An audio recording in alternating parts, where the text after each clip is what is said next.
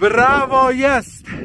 Usvojil sem 3135 metrov visoko goro, Pico Elvejo. Gor nisem mogel video posneti, ker je tako pihalo, da vam ne morem povedati. Si pa lahko video pogledaš na mojem YouTube kanalu.